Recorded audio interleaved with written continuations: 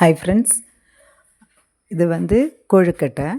நம்ம இடியப்ப மாவு வாங்கி அது நம்ம நல்ல கொதித்த தண்ணியில் மிக்ஸ் பண்ணி இது போல் ரெடி பண்ணி வைக்கணும். தேங்காய் வேணாலும் போடலாம், நான் தேங்காய் போட்டிருக்கேன். அதுக்கு முன்னால் ஒரு சீன்சட்டியில் தண்ணி நல்லா கொதிக்கணும். அதில் கொஞ்சம் தேங்காய் போடணும். அப்புறம் கொஞ்சம் கொதிக்க முன்னால் கொஞ்சம் லைட்டாக ஒரு ஸ்பூன் மாவு போட்டால் அது கன்சிஸ்டன்சி கிடைக்கும். பார்த்திங்களா, அது கொஞ்சம் அந்த தண்ணி குடிக்க கொஞ்சம் நல்லாயிருக்கும். அந்த மாதிரி இது பண்ணிவிட்டு சால்ட்டும் லைட்டாக ஒரு பிஞ்சு சால்ட்டும் போட்டு தண்ணி கொதிக்க வைக்கணும்.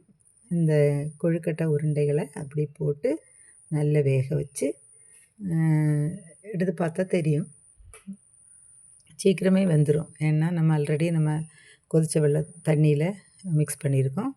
ரொம்ப டேஸ்ட்டாக இருக்கும். பிடிச்சிருந்தா லைக் பண்ணுங்கள், ஷேர் பண்ணுங்கள், கமெண்ட்